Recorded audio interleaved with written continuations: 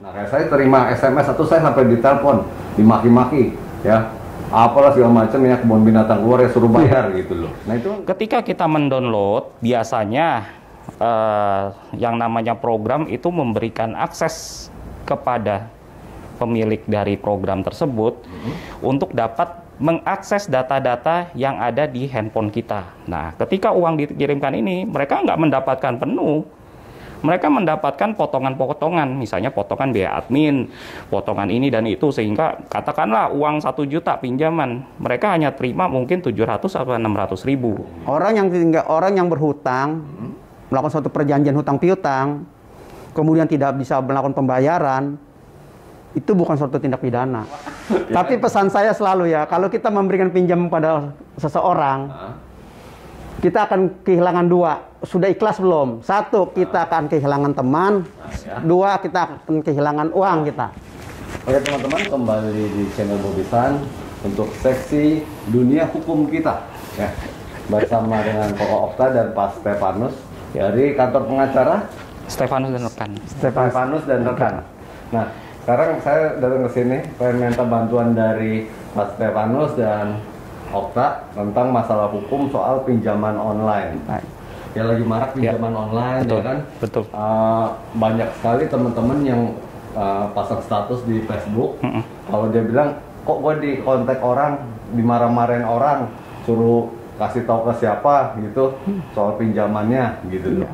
Nah, padahal kita kan nggak sebagai penjamin, ya kan? Ya. Nah, kita juga yang orang utang itu juga mungkin nggak masuk kita sebagai penjaminnya gitu. Nah, itu kenapa bisa sampai di situ? Ya, mau dulu. Okta. Boleh gitu kan. Jadi kenapa bisa sampai di situ gitu? Jadi gini, kebanyakan pinjaman-pinjaman online ini kan sekarang lagi menjamur ya, karena kondisi pandemi, orang ekonomi susah segala macam, sehingga akhirnya memutuskan meminjam pada suatu aplikasi, ya kan, aplikasi ini. Nah, aplikasi ini ya entah kurang pengawasan atau bagaimana, itu banyak kita bisa temui dalam aplikasi store ataupun dari iPhone ataupun dari Android. Aplikasi Ya, store gitu. ya aplikasi store. Nah, ketika kita mendownload, biasanya yang namanya program itu memberikan akses kepada pemilik dari program tersebut untuk dapat mengakses data-data yang ada di handphone kita.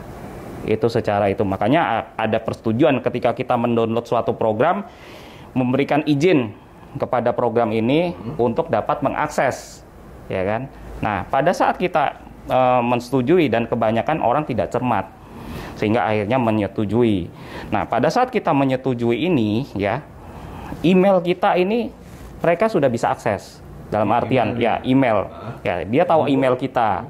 Lalu phonebook dia juga ada program yang dimana memungkinkan dia mengetahui phonebook friend list di dalam phonebook tersebut siapa saja.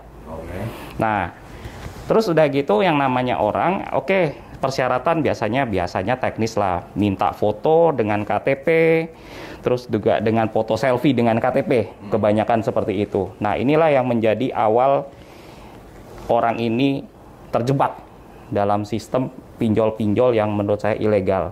Nah, pada saat dia mengirimkan foto tersebut, ya kan, ini sifatnya ini baru mengajukan.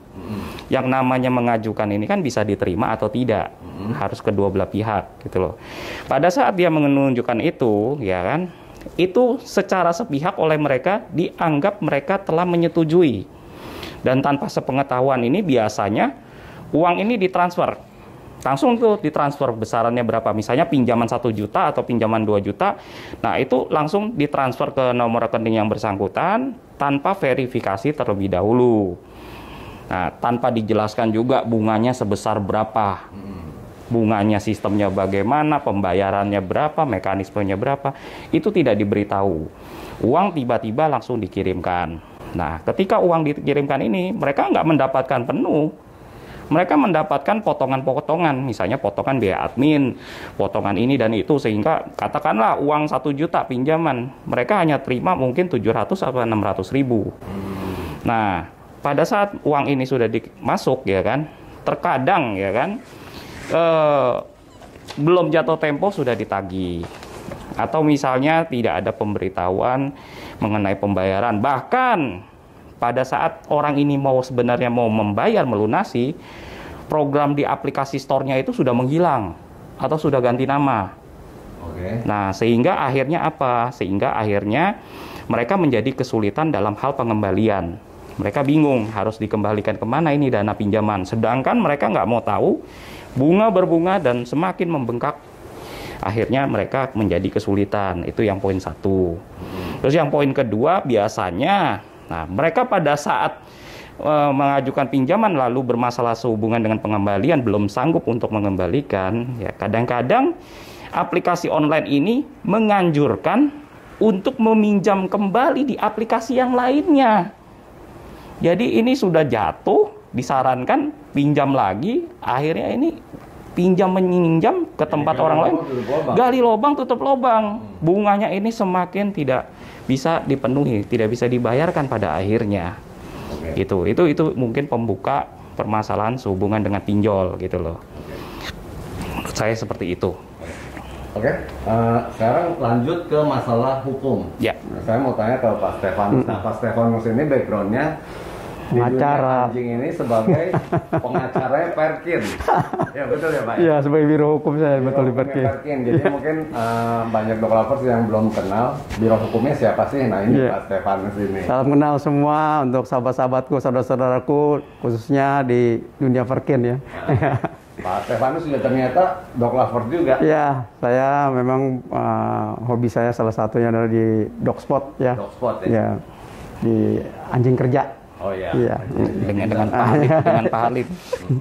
Baik, seputar mengenai tadi pertanyaan Mas Bobi mengenai pinjaman online ya. Ini kan sudah marak tadi sampaikan, terus sudah mungkin saya katakan sudah cukup sangat meresahkan di masyarakat gitu. Sebenarnya kalau kita bicara tentang hukum perjanjian, sudah jelas diatur dalam kitab Undang-Undang Hukum Perdata. Pasal 1320 tentang sahnya suatu perjanjian. Yaitu ada 4 unsur, ada kesepakatan, kecakapan, dewasa para pihak yang membuatnya, ada objek tertentu, dan juga ada klausul hukum yang halal, dasar hukum yang benar. Nah, sebenarnya perjanjian pinjaman online ini adalah bentuk hukum perikatan secara perdata. Cuman dalam prakteknya mereka ini khususnya para penagih utang ini melakukan tindakan-tindakan di luar jalur hukum. Ya, kemudian juga tadi seperti Mas Okta sampaikan membebankan bunga yang begitu tinggi. Juga melakukan intimidasi sampai yang sifatnya sudah meresahkan dan bahkan sudah menjurus kepada kriminal. Itu. Nah, sebenarnya juga masyarakat ini harus cerdas, harus teliti sebelum memutuskan untuk melakukan pinjol. Meneliti terlebih dahulu dalam arti lihat apakah perusahaan pinjol ini legal atau ilegal. Gitu. Sebenarnya masyarakat sangat dengan mudah gitu melihat bahwa ini perusahaan ini ilegal nih. Ciri-cirinya perusahaannya tidak jelas, kantornya nggak ada, kemudian juga begitu mudah menawarkan pemberian pinjaman, kemudian juga dengan begitu bunga yang tinggi, ya. Nah, itu sudah patut diduga bahwa ini adalah perusahaan pinjaman online ilegal yang tidak terdaftar di Otoritas Jasa Keuangan. Ini tidak boleh, dan menurut hukum itu adalah perbuatan yang dilarang, melakukan usaha bisnis yang tidak memperoleh izin, apalagi bisnis yang berkaitan dengan pemberian pinjaman uang, begitu. Nah, yang menjadi masalah justru di lapangan adalah ini perusahaan-perusahaan ilegal yang melakukan tindakan-tindakan di luar jalur hukum. Nah, terus kemudian apa yang harus dilakukan oleh masyarakat kalau ini sudah terjadi? Masyarakat tidak perlu khawatir, masyarakat jangan takut gitu. Ini persoalan perdata, utang piutang itu orang kalau bisa mengutang kemudian tidak bisa melakukan pembayaran, itu bukan suatu kriminal gitu. Bukan pidana. Nah, jadi masyarakat tidak perlu takut gitu ya. Kalau bagaimana kalau misalkan dari perusahaan pinjol itu melakukan tindakan intimidasi? Kita lihat ini banyak sekali, saya lihat di media-media sosial ya. Sampai ada penculikan, pemukulan, pelecehan seksual. mau menyebarkan foto-fotonya di media sosial, mau melakukan fitnah. Itu semua sebenarnya sudah diatur di undang-undang. Baik kitab undang-undang hukum pidana maupun undang-undang ITE, ya, ITE, undang-undang teknologi informatika, maupun dengan undang-undang tentang otoritas jasa keuangan. Nah, sebenarnya juga ada lembaga-lembaga. Siapa sih lembaga-lembaga yang bisa melakukan tindakan-tindakan hukum yang mengawasi pinjol-pinjol yang ilegal ini? Ada OJK, Otoritas Jasa Keuangan. Ya, Otoritas Jasa Keuangan bisa menerapkan pasal 4, 5, dan 6 terhadap perusahaan-perusahaan pinjol yang ilegal. OJK bisa melakukan penertiban itu. Lalu yang kedua, Bank Indonesia. Bank Indonesia sesuai dengan ketentuan hukum yang berlaku, Undang-Undang Perbankan, bisa melakukan pemblokiran. Pemblokiran rekening-rekening perusahaan yang diduga melakukan tindakan kejahatan. Kemudian juga ada Kominfo. Sebenarnya sudah cukup banyak lembaga itu, Kominfo. Nah, tentu saja ada juga YKLI, berperan aktif melindungi masyarakat sebagai konsumen Indonesia. Dan yang terpenting adalah Polri, polisi. Polri, ya. Iya. Kalau tanyakan apa sih yang bisa dijerat oleh perusahaan-perusahaan pinjol? Banyak tadi saya sampaikan nih. Baik Undang-Undang Otoritas Jasa Keuangan, Undang-Undang ITE, maupun Kitab Undang-Undang Hukum Pidana. Jadi kasuistis, apa yang dilakukan oleh perusahaan-perusahaan pinjol ini, para penagih-penagih ini? Kalau dia melakukan kekerasan, bisa dilakukan tindak pidana penagihan secara kekerasan, ya, pasal 368 Kitab Undang-Undang Hukum Pidana, ya kan? Kalau dia melakukan melakukan penyebaran berita-berita bohong, fitnah segala macam, bisa kita terapkan pasal 32, pasal 45B, Undang-Undang ITE. Jadi sebenarnya dasar hukum itu sudah ada semua. Nah, saya berharap, saya juga sebagai praktisi hukum, berharap negara ini hadir, ya, basmi, berantas itu. Jangan dibiarkan, jangan didiamkan perusahaan-perusahaan pinjaman online ini menjamur di Indonesia. Negara harus hadir, aparat harus tegas, tindak, gitu. Karena tentu saja yang menjadi korban dari perbuatan tindakan pinjaman online ini adalah masyarakat. Masyarakat yang tidak tadi Mas Okta katakan, masyarakat yang awam hukum. Masyarakat di satu sisi yang dalam posisi terjepit secara ekonomi. Ya, melakukan pinjaman ke bank mungkin banyak begitu persyaratannya, harus ada jaminan. Sedangkan pinjaman online mungkin hitungan jam atau mungkin hitungan menit, uang sudah ditransfer dapat. Tapi dampak daripada itu, ini kan sangat merugikan masyarakat. Sangat merugikan masyarakat. Jadi inilah yang harus ditertibkan, gitu. Jadi benar-benar negara harus hadir, menertibkan, karena ini sudah saatnya melakukan penertiban dengan serius, dengan keras, gitu ya, karena ini sudah sangat meresahkan bagi masyarakat. Nah, itu kan yang masalah pinjol ini, kalau orang yang utang kan memang dia mesti bertanggung jawab, walaupun dia melakukan kelalaian gitu. Betul, ya. Betul. Masalahnya dampak samping itu, orang-orang di sekitarnya seperti tadi Okta bilang, phone book-nya kan kebaca tuh, ambil datanya. Nah, kayak saya terima SMS atau saya sampai ditelepon, dimaki-maki, ya. Apalah segala macam ya, kebun binatang keluar ya suruh bayar gitu loh. Nah, itu kan buat saya kan jadi gangguan gitu. Nah, itu kalau ada orang yang seperti itu mengalami itu baik, itu sudah melanggar pidana atau belum gitu, atau kita sudah bisa lapor.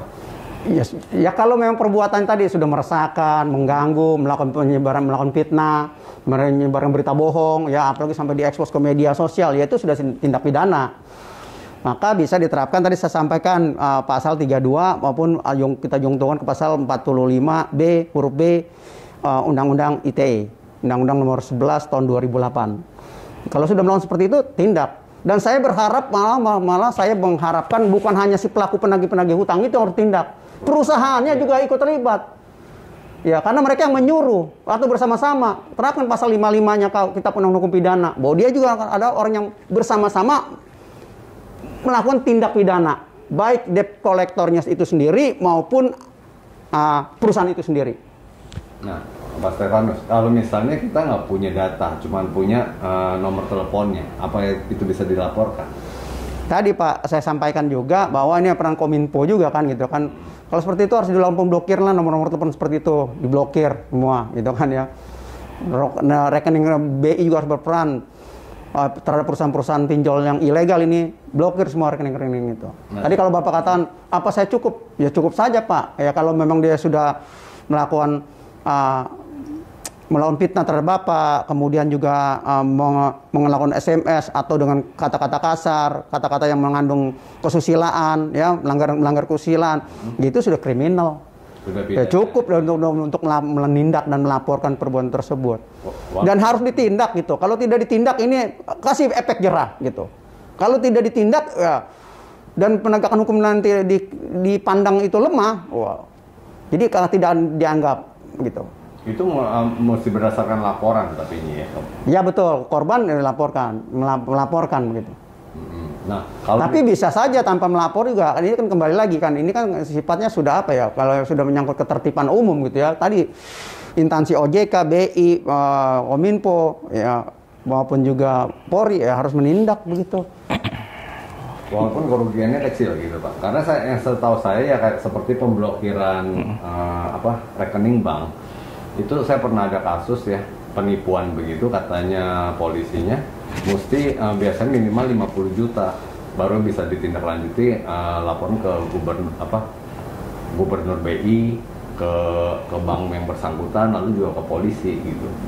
Bukan seperti itu Pak. Jadi ya ini kan masyarakat mempunyai kedudukan dan persamaan di muka hukum gitu Pak. Jadi jangan karena mohon maaf nih, karena orang melakukan tindak pidana nilainya kecil 50 juta terus tidak bisa ditindak, ya bukan seperti itu gitu Pak ya.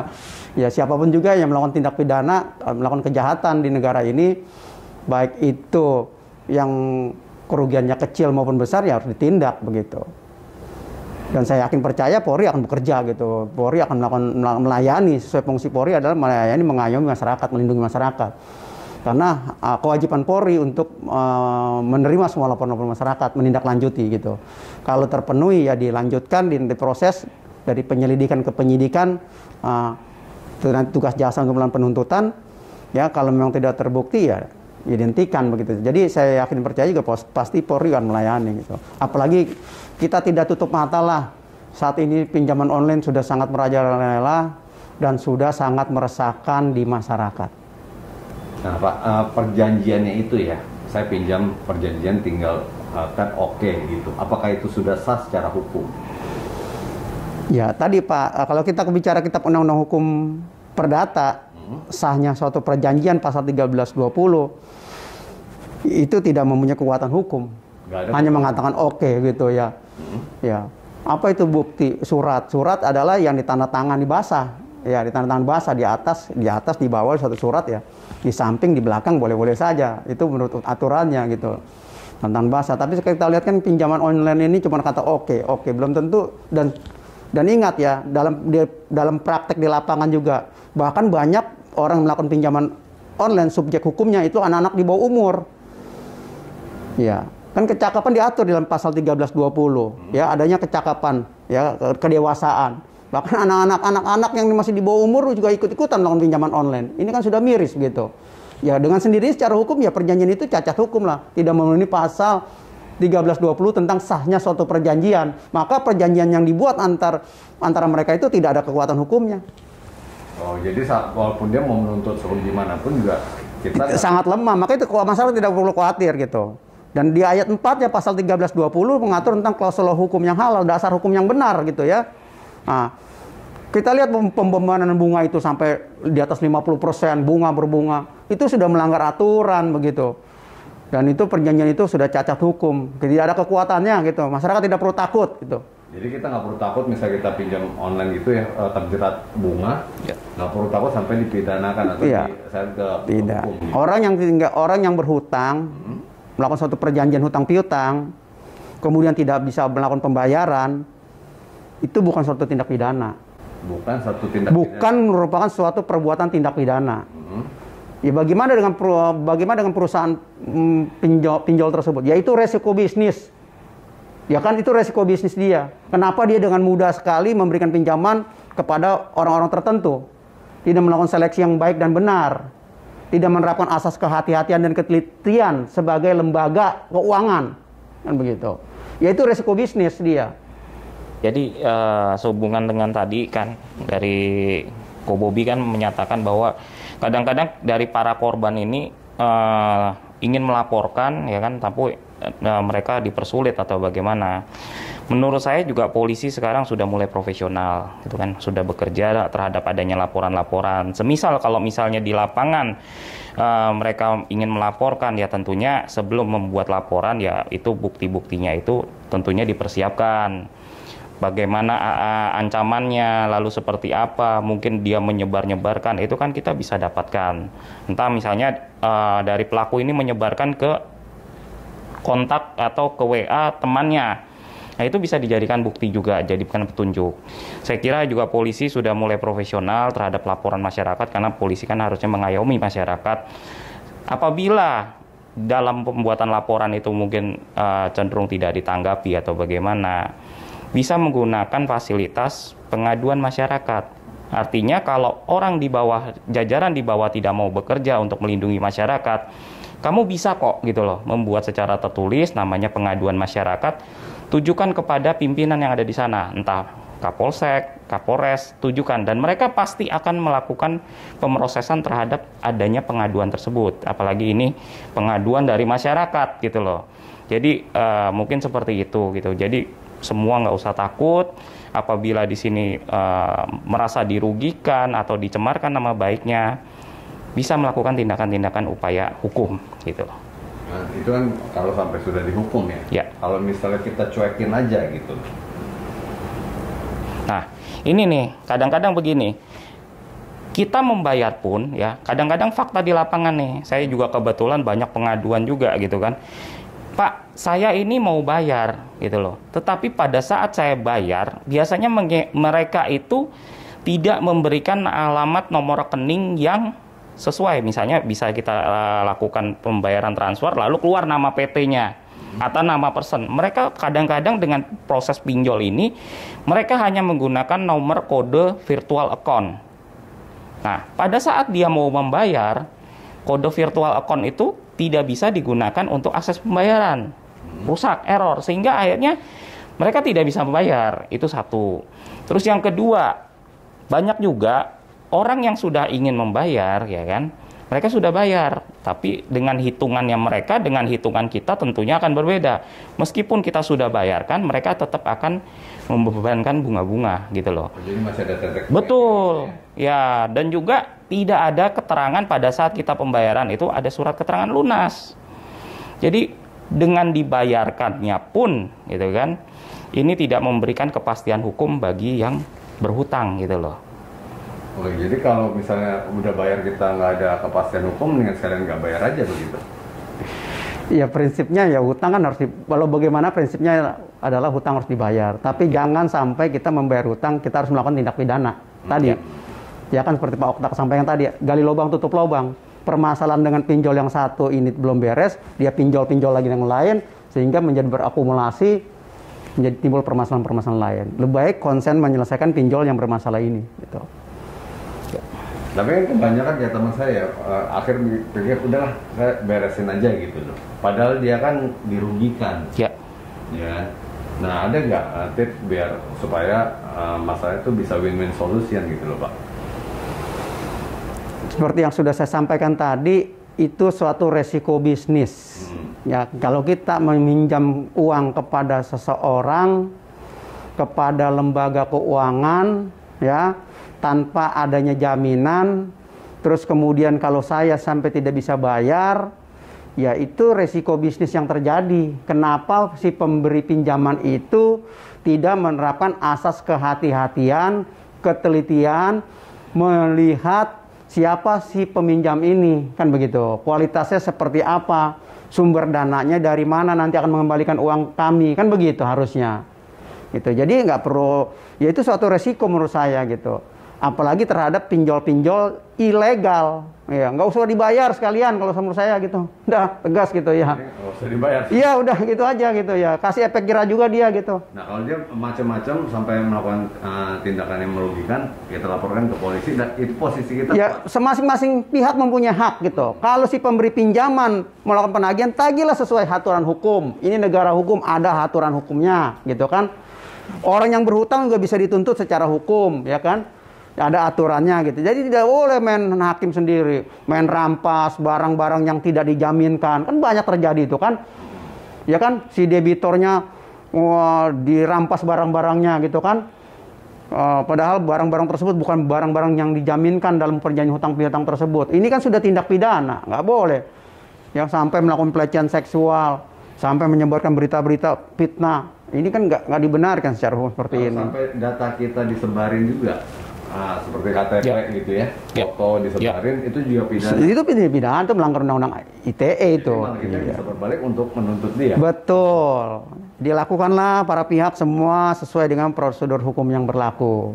Baik pihak kreditor maupun pihak debitor. Semua aturan sudah jelas mengatur tentang itu. Ya, tapi ya memang sebaiknya hindari pinjaman online. Ya harus, ya mau dihindari lah pinjaman online itu. Mending pinjam ke teman, Pak. Ya, kalau pinjam ke teman kita lebih galak, Pak.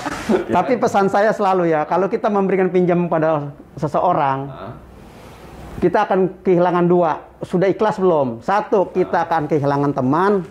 Dua, kita akan kehilangan uang kita. Jadi kalau Mas Bobi sudah ikhlas itu, duit, lakukan itu, berikan dia pinjaman. Jadi kalaupun nggak dibayar, jangan marah ya gitu.